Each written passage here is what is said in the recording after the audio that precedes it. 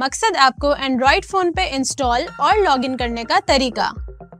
Play store पे जाएं, मकसद ऐप सर्च करें, इंस्टॉल पे क्लिक करें। इंस्टॉल करने के बाद मकसद ऐप खोलें। अकाउंट बनाने के लिए गेट स्टार्टेड पे क्लिक करें। अपना मुल्क सेलेक्ट करें और मोबाइल नंबर डालें। फ़ोन पे दिया गया वेरिफिकेशन कोड एंटर करें। अपना ग्रेड या कोर्स सेलेक्ट करें। अपना ग्रुप सेलेक्ट करें। अपना बोर्ड सेलेक्ट करें। आपका लॉगिन कंप्लीट हो चुका है। अस्सलाम वालेकुम एवरीवन, मेरा नाम मोहम्मद उमर है और आज हम लोग साथ में मिलके लॉजिकल रीजनिंग को क्रैक करेंगे। अच्छा जी। अभी तक बच्चों आप लोगों ने माशाल्लाह से बहुत एक अमेजिंग चीज़ करी है। एक सेकेंड इसको ठीक है। वी कैन बेसिकली अभी तक माशाल्लाह से बहुत एक अमेजिंग चीज़ हुई है कि आप लोग इतने सारे क्वेश्चंस लगातार अटेम्प्ट करते आ रहे हैं और आई अंडरस्टैंड कि this is a 200 question exam, तो it can be a little stressful, but at the same time logical reasoning एक ऐसा पार्ट आता है आपके पेपर में where you can relax a bit since this is just 3% of your entire exam, यानी कि इसके सिर्फ 6 सवाल होते हैं। तो हमें इसको समझने का, एब्जॉर्ब करने का और फिर सॉल्व करने का टाइम अच्छा खासा मिल जाता है। So, without further ado, let's start. Question number 1. So, पहला क्वेश्चन आपको कहता है कि the government of Pakistan has urged provincial government to create more job opportunities for women. All out efforts are being made to have more training facilities for women so that they can gain fully employed. It is in pursuance of the recent policy decisions taken by the government to make women self-reliant. The provincials have been asked to end discrimination against the fair sex so far new jobs are concerned. The same wage for women workers should also be strictly adhered to, it has been emphasized. Question की जो statement है उसको थोड़ा समझते हैं कि government of Pakistan जो है वो प्रोविंशियल गवर्नमेंट के साथ मिलके वुमेन के लिए और अपॉर्चुनिटीज़ क्रिएट करना चाह रहा है ताकि एक तो वो सेल्फ रिलायंट हो, वो फुली एम्प्लॉयड हो और ये जो डिस्क्रिमिनेशन है वो एंड हो सके। क्वेश्चन पढ़ते हैं। क्वेश्चन कहता है कि more job opportunities are being created for women to eradicate poverty among them.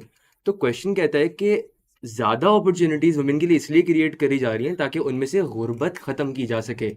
याद रखें बच्चों के क्वेश्चन में कहीं पर भी गुर्बत ख़त्म करने का एलिमेंट मौजूद नहीं है। यहाँ पे हमें जो रीजंस दिए गए हैं वो हैं कि ताकि वो फुली एम्प्लॉय हो सकें, वो सेल्फ रिलायंट हो सकें, डिस्क्रिमिनेशन ख़त्म की जा सके। तो क्योंकि यहाँ पर पॉवर्टी की कोई बात ही नहीं हो रही, so we will simply say that it is option E, definitely follows. और आगे बढ़ जाते हैं।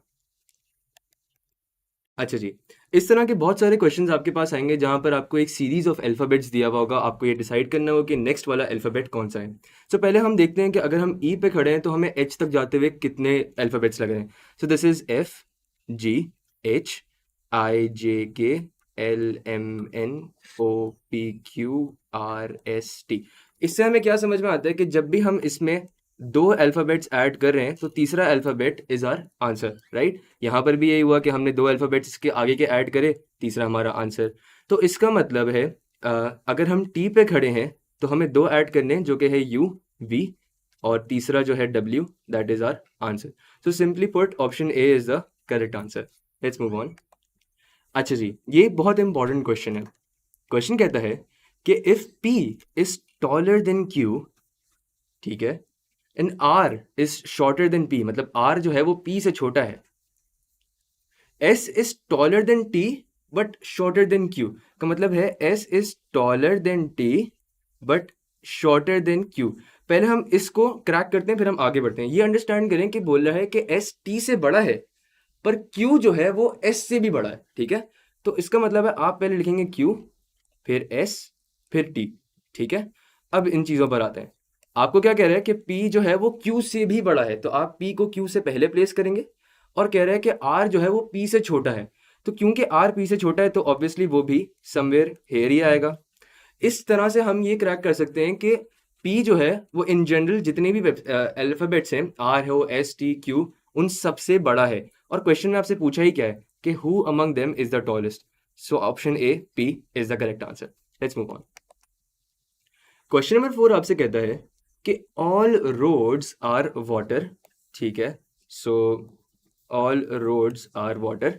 And some water are boats, के कुछ पानी जो है वो बोट है. So we'll write boat over here. Conclusions देखते हैं. कंक्लूजन नंबर 1 कहता है कि सम बोट आर रोड. अब अगर आप क्वेश्चन को और से देखें तो क्वेश्चन में आपको रोड और वाटर के बीच का एक कनेक्शन दिया हुआ है और वाटर और बोट के बीच का कुछ कनेक्शन दिया हुआ है.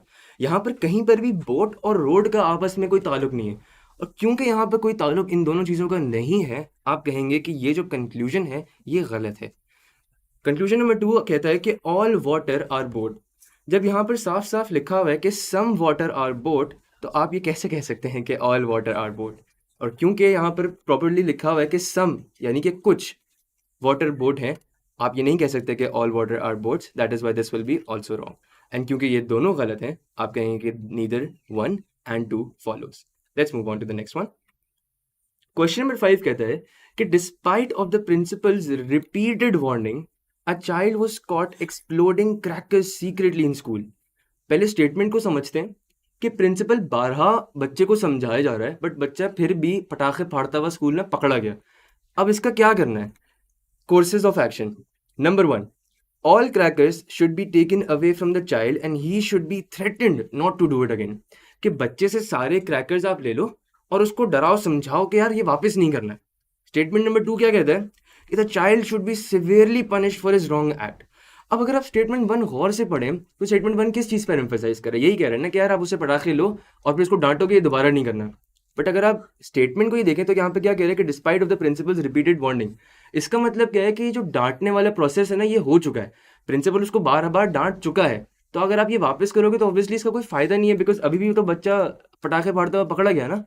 तो क्योंकि ये प्रोसेस ऑलरेडी हो चुका है, so we will say that this conclusion is wrong. और अब टाइम है उसको सजा देने का, और क्योंकि अब टाइम है उसको सजा देने का, तो the child should be severely punish for his wrong act. This will B correct option.